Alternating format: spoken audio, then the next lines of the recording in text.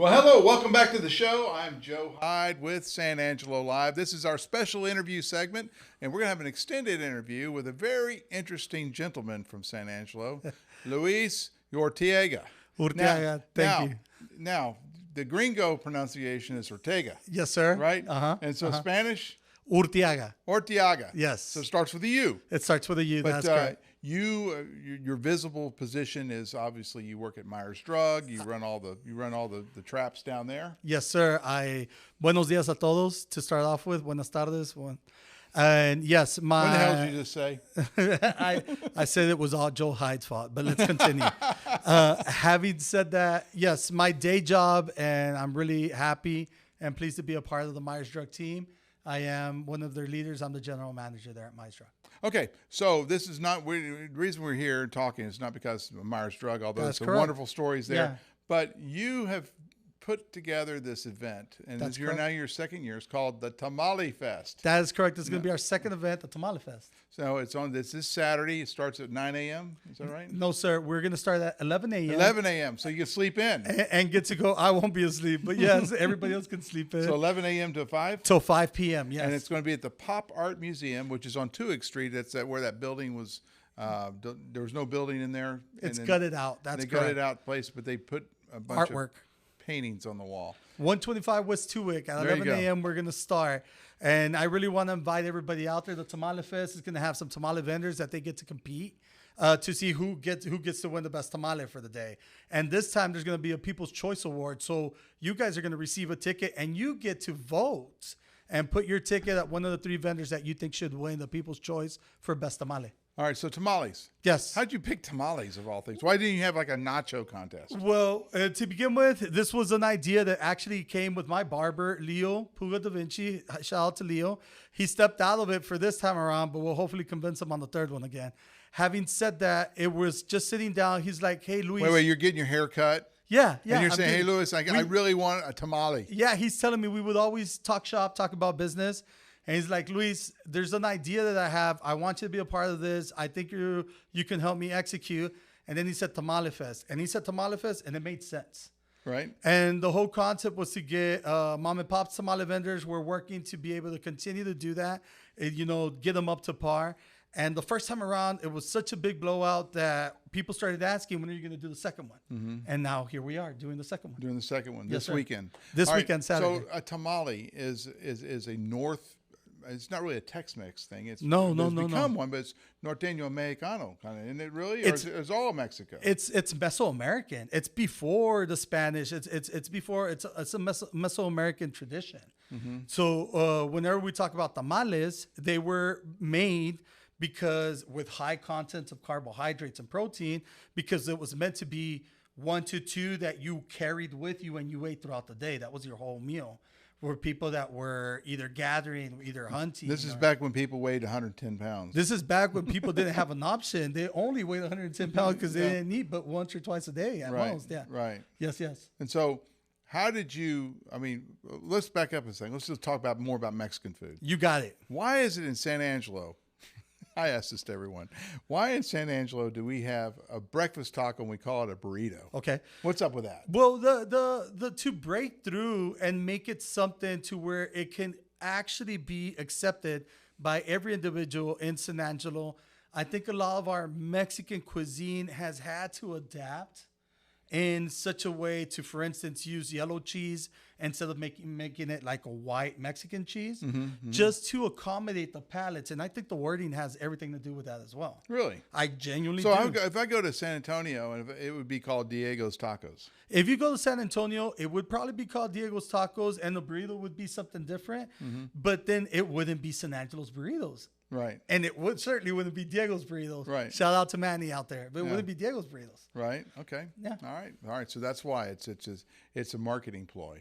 Well, I think it was something that just organically worked, and then why fix something that's not broken so far? All right. So I've been trying to figure out you grew up here in San Angelo. Went That's to correct. Central High School. Yeah, I graduated Central. I'm not going to say what year, but and yes. then you went off to med school. You Oh, could have gone to ASU. You could have gone to A&M. You could have gone to UT. recipe. You're but right. you go to Monterrey, Mexico to go to med school. So That's correct. Tell me what got into you to go back to Mexico? And I won't say back to Mexico because you're several generations Mexican here, a Mexican family here. But you went back there to your roots to go to med school. So what's up with that? I'm not culturally sensitive, so you can say what you want. I'm perfectly fine with that. This show is not culturally sensitive, obviously. I'm perfectly fine. I have thick skin. But at the age of 18, I made a choice, which was the best and worst choice I've ever made in my life. The worst choice because I didn't plan it out correctly, and I'm still in the process of doing a bunch of things that I think are going to be the future of my life. Mm-hmm. The best choice because I was able to appreciate a lot of things that we do have in this country. And realize all the benefits that we have in this country. Right. And at the same time, a shout out to my wife, Ana Cecilia. I met the love of my life there, which now I have kids with. So you went to Monterrey. Yes, sir. You're going to med school, which is a 4-year, 5-year, how long? It's 6 years plus 1 year social service, yeah. So 7-year program. 7-year program. And you're a medical doctor. Yes, sir. I'm a licensed physician. And you actually ran an ER. Yes, sir. Down there. So you were like working on... Well, it's a little bit different over there. When you do an ER, you do like normal family practice consultations. Mm-hmm. But we did first line trauma. So we would intubate, get patients stable to get them transported to a higher end. So gunshot wounds, people caught at trees, car wrecks, that kind of thing. OBGYN or the obstetric side was a big thing. We delivered a lot of babies, a lot of babies. So you decide to escape Mexico after a while. Yes. My wife was expecting our first, Luis Manuel. I love you, son. And then we decided we were going to bring him in. So you came back to the United States, mm-hmm. And then obviously the medical field is something you would be good at. Yes, that's you have this training. Yeah. But why not become a medical doctor in the United States? Well, that's always been the plan. It's been a work in progress. It's there's a good filtering system. I genuinely feel that you guys have the United States has a good filtering system on being able to revalidate that career, and you get the best of the best when it comes to foreign medical graduates. I haven't been able to dedicate the time that it deserves, but it doesn't mean that it's not. So you'd have to do a residency and... First, I would have to finish taking the USMLEs. I have started that process, which are also called the steps, and then be able to compete for a residency. And what kind of medicine would you be most interested in practicing? Well, I mean, I fell in love with ER medicine while I was over there. It'd be kind of difficult at this time to be able to do that residency. OBGYN was also something that we did a lot of. But in all fairness, I fell in love with the career a long time ago. It'd be easier for me to answer what I wouldn't do more than what I would like to do. I would like to do almost anything. So we were kind of talking about this before the show. There is a cross-border ecosystem. That is correct. And a lot of people don't understand, especially the guys on my side. You know, I grew up in suburban Houston, right? Wow, okay. And if you didn't want something in your neighborhood, you wouldn't move to a gated community. Yeah. So I think they translate that into build a wall and keep everyone that we don't want in here out. All right. Tell me. Kind of explain to me this cross-border ecosystem, because you've been kind of delving into it all of your life. Explain how you have to go to one side of like Acuna and a Del Rio. I was telling you the Acuna and a Del Rio stories. Only if you promise me that after this conversation we'll talk about Tamale Fest. All right, we will. Okay.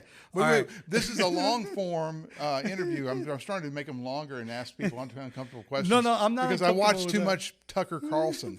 I'm not. I'm genuinely not uncomfortable. This, to begin with, for the public, this would be based off an opinion. Right. And I had the luxury to grow up here in the States. I lived in Mexico for 12 years and returned to the States about 13 years. Right. So my point of view is going to be relative to that time frame that I lived, those experiences. So your early adult professional life. Yes, and professional life. Mm-hmm. Having said that, both cultures have evolved since then, and it might have differences in what I'm going to have an opinion.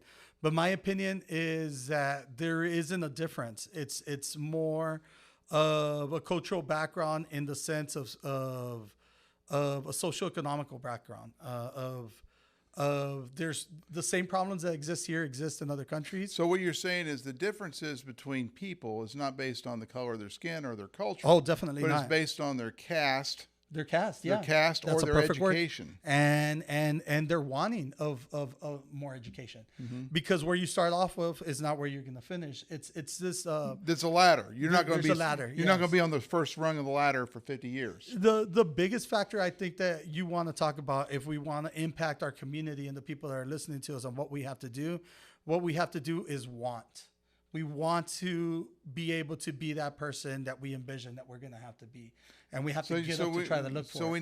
we need to make sure that people know that there's opportunity. Oh, most definitely. To do whatever you want to do. There is. And that kind of thing. It doesn't mean it's guaranteed. It doesn't mean you're going to be successful. And it doesn't mean that you're not going to be successful. There's going to be just a huge factor that it's there. And it's like when you have a job in sales, which I think you could relate. I mean, how many no's don't you get before there's that one person that says yes? You got to bang your head against the wall 20 times before you get that first. And then obviously confidence plays a big part of it too. I'm gonna default to Jordan Peterson's book, 12 Rules of. You're Jordan Peterson. Yeah. He was banned on Twitter. Oh well, yeah. I mean, and it makes sense, right? Because he was making a difference. But having said that, he makes that analogy with the lobsters. There is something that we all have to understand. What's the analogy with the lobsters? The lobsters, they fight each other. Okay. And whenever two lobsters go at each other, there's a 50% chance of who's going to win. Right. But then after, the person that loses has a 75% chance of losing the other one because they are already ingrained thinking it's going to be the same outcome as the first one. And that one that wins has a 75% chance of winning the next one because they think it's going to be the same as the last one. Mm-hmm. So for all our youth that's seeing out there, really what you have to think about is whatever happened before, rub it off and try the same way again. So don't be the lobster that lost and thinking you have a good 25% chance of winning the next fight. Let me add something else. If you're the lobster that lost, realize that losing is a part of the learning process, and your history doesn't determine your future. Today determines your future. Gotcha. That's a motivational thing. I mean, that's probably the biggest motivational thing we've had on this show so far. Thank you. I appreciate it. And if y'all need to call me, I can do this at companies. I can do this in-house. Just let me know. Right. We'll get something Let's go back to Tamale Fest. Thank you. I appreciate that. We're back, guys. No, well, Tamale Fest is part of the reason I was asking those questions is part of who you are. Thank you. And the way you thought this up and organized it. It's part of who you are. You did Tamale Fest, I think, this is my opinion, as a way of reaching out. So, no ifs, ands, or buts. So who the heck are you reaching out to other than people like tamales? Everybody in San Angelo. So to begin with, I created an LLC just for the Tamale Fest, and I do some consulting on the side that we're talking about. And the name so you can hire Tamale Fest LLC to... No. It's called Up Positive Promotions, and that's the whole... Up, UP, Positive Promotions. Okay. And the Tamale Fest is one of the fests that are under that umbrella. Okay. But the whole point was to be able to give back to the community, be able to give back to our sponsors, and be able to give back to the vendors. If you can see, when you come to the Tamale Fest, your ticket turns into a raffle ticket because you're gonna have a chance to win some beautiful free prizes. There's gonna be free reign coffee. There's gonna be sweetbread from Los Gallos Bakery. I'm gonna give Mexican sarape blankets. All of this is thanks to our sponsors, B&W Trailer, who is our title sponsor, right? Sky Weight Loss, it's helping to sponsor music. I have Free Reign Coffee as a sponsor, Casa Decor, RJ's Party Rentals. You have to see the back of this t-shirt. We're blessed to have a lot of people, but all that money is coming in so we can give back to the community. Okay. And you wanted to have an opportunity to attract people there, and then like your vendors and your sponsors have the ability to interact. Sell out. Yeah. The goal is to sell out. If anybody sell out of tamales. No, that's what happened the first time around. All right. They sold out, and they were able to sell approximately 368 dozens with 3 tamale vendors. 368 dozen tamales. So I can't do math, but 368 times 12 is a lot of tamales. Yes. We'll just leave That's it at thousands of tamales. It's a lot of tamales. Yeah. All right. So for the spectator or the patron of this Tamale Fest, this is a great chance. You know, tamales are a tradition here in San Angelo. Yes, for they are. Thanksgiving and for Christmas. You can put them in the freezer. They last a long time. Yeah, they do. You can heat them up in the microwave. They're very tasty, delicious way to celebrate Thanksgiving in particular. So and Christmas. You can go there and you can stock up on tamales at probably a pretty good price. Yes. Each vendor's going to be able to price their tamales as they see fit, but they are going to oscillate between $16 to $20 around there per dozen. Per dozen. Not That's each. correct. Not No, not each. Per dozen. This is not next year. No. Next year, they'll probably be at a better price point. We hope. I do want to add that it's not only going and looking at all the vendors. We're going to have craft vendors. We're going to have funnel cakes. Froyo is going to be there. Crazy Fruit. Crazy Fruit's going to have Old Central Firehouse, too. Old Central Firehouse was a sponsor. They're not going to be there because they have a lot of work to do. But they got to make a lot of pizzas. They have to make a lot of pizzas. Right. But they are one of our official sponsors. Rusas Mexico is going to be there. Like I said, the Crazy Fruit, Froyo, 01L is coming out with specific beer that's called the Tex-Mex IPA for the event. Okay. You haven't had it before. It's only going to be at the Tamale Fest, and then they'll sell it at their locations after. And you're also going to have music. So tell me about the music. I love that. So thank you. We're going to have 2 DJs out there, and I'm going to work my way back up. What kind of music are they going to play? It's going to be a mixture. My first DJ is going to be able to play anything between the sun, but there is going to be some Spanish music going on in the background. And then my second DJ, which is San Angelo Karaoke, is going to be able, you can even karaoke in the last couple of hours. Throughout that event. Only if you've had too many tamales. Or too many 01 beers, right? One or the other. Yeah. Whenever it comes to, we're going to have Mariachi Alma Mexicana, which is our local mariachi that does, they're going to be there at noon, and they're going to be playing for an hour. We're going to have also Mariachi Los Caciques, because we're lucky enough to have a high school that has a mariachi group, which will be accepting donations. We're going to have a banner out there so you can scan it and help them reach their goal to make it to Orlando and compete. There's a competition in Orlando, and our own Lakeview mariachi group wants to. And we need to support our culture. That way our kids can have the opportunity to learn from experts like Ezra that is helping But, them. you know, Alma Mariachi is the teachers of the Lakeview Mariachi. You know that? Yes, no, most definitely. And that's one of the things I want you, and it's going to continue to create that tradition. We're also going to have a judging contest where I have a group of judges that are going to judge really 2 different categories to win 3 different prizes. Okay. The categories are going to be the best traditional tamale, where my tamale vendors are going to put either a chicken or pork tamale, and they're going to judge different questions. It's 4 or 5 questions. If it comes off clean off the husk, what does the masa taste like? What does the filling taste like? So masa is the mixture that makes the outside of the tamale. Not the skin, because that's the shuck. No. The husk has to come off. Yeah. And when it comes off clean off the husk, it's because it was cooked properly. That's why that's apart. I see. And the ratio is important too, so that gets to be judged. You mean the ratio of meat to masa? You can't have too much masa. You can't have too much meat. It's got to be nice. Okay. Right? And having said There's nothing worse than a lot of masa in your tamale. There's nothing worse than a lot of meat as well, man. No, I like the meaty tamales. Then you want brisket. You just want to go buy some brisket. You don't want tamale. Okay. All right. There's a difference. But having said that, that's going to be one category. It's going to be judged with the same questions. Is going to be our second category, best original tamale, which we'll consider the jalapeno poppers, the bean and cheese, whatever they decide to input. And out of what about bacon? Everything. You can anything that wins these contests always has bacon in it. Yeah, well, bacon jalapeno popper sounds good to me. For all the vendors, he just gave you all an idea. Let's go with it. Let's see it. Credit San Angelo Live. Call it San Angelo Live tamale. Live. I guarantee it'll win. Then we all know that sometimes food doesn't look perfect, but it tastes amazing. So the judges are going to have their choice of just picking judge's choice. It might have not had the best points. So who are these judges? Well, we have several judges. Can you reveal who they are? Are you worried about them having violence called against them or whatever? No, not at all. But I would invite y'all to follow us on Up Positive Promotions, because we're going to be showing them live. Positive Promotions on Facebook. Is it @up Positive Promotions? Up Positive Promotions. All right, and that's on Facebook, Twitter. That's going to be on Facebook. Or X. It's going to be on Facebook only. Follow us there. You're going to see the lives. I'm going to introduce each one of them. Why aren't you on X? X is much better than Facebook. Because I was waiting for you to ask me, and then you're going to coach me every step of the way on how to do it. See, actually, he just committed on a live that he's going to help me with X. And not the drug, the social media. Yes. The X, formerly known as Twitter. Yes. So everybody, I have witnesses here. You're going to help me set that up. So you haven't set up an X yet? I haven't set up an X yet, but I'm waiting for to come in. I would say set up an Instagram, but that's boring. That's not needed. That's boring. I think TikTok would be the next thing. No, that's Chinese. Oh, okay. No TikTok. That's communist Chinese. They're trying to subvert our children and turn them into woke mushrooms. We need stronger children then. Or no TikTok.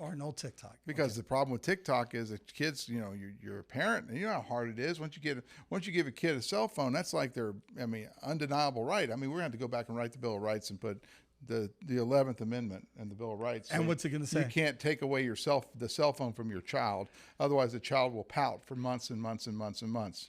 Make your life hell. There's one thing I am going to tell you, though. That's not part of my judging on the Tamale Fest. We're just going to focus on food. You're not judging about TikTok? We're not going to judge about TikTok or any political ideas. We're just going to judge the food. We're not really being political, are we? Nah. All right. Now, having said that, follow us on Unpositive Promotions on Facebook. Later, we're going to have eggs. This guy is ever the promotional guy.